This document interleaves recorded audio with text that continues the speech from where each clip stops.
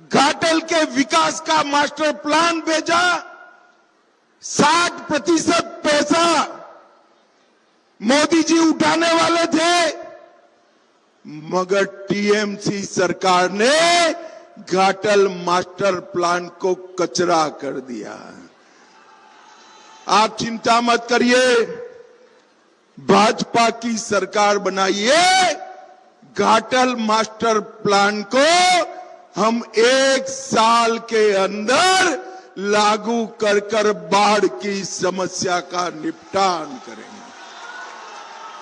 26 million cubic metre गाद रूपनारायण नदी में जमा हो रही है, मगर ममता जी को टाइम नहीं है।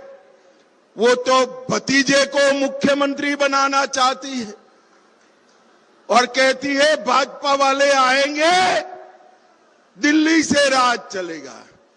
मैं आज आपको कहकर जाता हूं डेबरा वालों, बंगाल में जन्मा हुआ, बंगाल का ही नेता, बंगाल का ही भाजपा का कार्यकर्ता बंगाल का अगला मुख्यमंत्री बनने वाला है, अगला मुख्यमंत्री बनने वाला है। कंसावती नदी पर पुल बनाने का काम रुका हुआ है, गांव में पक्की सड़क नहीं है, डेबरा में हर घर नल नहीं पहुंचा है और पूरे बंगाल में कानून और व्यवस्था की परिस्थिति बिगाड़कर ममता दीदी ने रखी है। देश में सबसे ज्यादा माताओं बहनों पर एसिड के हमले कहीं हुए तो बंगाल में हुए। बंगाल से 6,500 से ज्यादा कंपनियां बंगाल छोड़कर भाग गई है। देश का खाली 1% एफडीआई बंगाल में आया है।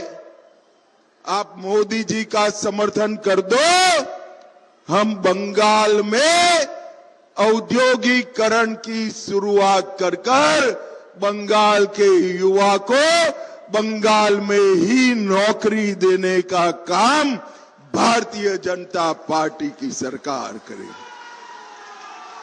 भाइयों बहनों, घुसपैठ इतनी हो गई है कि कौन भारत का है कौन घुसपैठिया है मालूम ही नहीं पड़ता है। मुझे बताओ, सीमाएं बंद कर घुसपैठ रोकना चाहिए या नहीं रोकना चाहिए? जोर से बोलो, रोकना चाहिए या नहीं रोकना चाहिए? आप एक बार भारतीय जनता पार्टी की सरकार बना दो, इंसान तो क्या परिंदा भी पैर नहीं मार पाएगा, ऐसी सीमा की हम चौकसी करेंगे। पूरा बंगाल 8 लाख करोड़ के खर्च में डूब गया है और ममता जी की पेट का पानी नहीं हिलता है। ये लोग मदरसे बनाने में पड़े हैं। यहां के पिछड़ा वर्ग की स्कूल नहीं बनानी है, मदरसों के लिए 5,000 करोड़ रुपए का बजट देने का काम ममता बनर्जी ने किया है। भाइयों बहनों, हमने तय किया है कि भाजपा सरकार बनते ही सारे सरकारी कर्मचारियों को 7वां वेतन आयोग देने का हम काम करेंगे। बंगाल की माताओं बहनों को नौकरियों में 33% आरक्षण बहनों के लिए रिजर्व करने का काम भारत की सरकार और बंगाल सरकार करेगी। 5 लाख तक का इलाज सभी का मुफ्त हो जाएगा। ऑपरेशन भी कराना है तो आयुष्मान भारत योजना के माध्यम से होगा। केजी से पीजी तक गरीबों के लिए शिक्षा को हम मुफ्त कर देंगे। हर महिला को 3,000 रुपया, हर बेरोजगार युवा को 3,000 रुपया, वृद्ध दिव्यांग को अभी जो पेंशन मिल रहा है उसको 2 गुना करने का काम भारतीय जनता पार्टी की सरकार करे। और अंत में भाइयों बहनों, कमल फूल की सरकार बनते ही हम यूसीसी लाएंगे। पूरे बंगाल में किसी को 4 शादी करने की परमिशन नहीं होगी। 4 शादी करने की परमिशन। आप समझ रहे हैं ना मैं क्या कह रहा हूं? सबके लिए कानून बराबर होना चाहिए या नहीं होना चाहिए? जरा दीदी लोग बताएं, सबके लिए कानून बराबर होना चाहिए या नहीं होना चाहिए? और ये ममता दीदी मोदी जी का मखौल उड़ाती है। पाकिस्तान ने 3 बार टेररिस्ट भेजे, उरी में, पुलवामा में, पहलगांव में। पहली बार हमने सर्जिकल स्ट्राइक किया, दूसरी बार एयर स्ट्राइक करा और तीसरी बार ऑपरेशन सिंदूर कर कर उनके घर में घुसकर मारने का काम।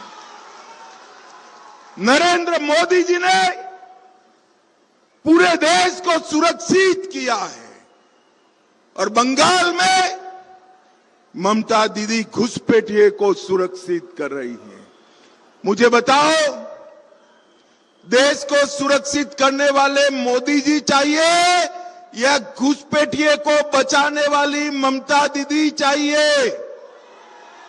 जोर से बोलो, कौन चाहिए?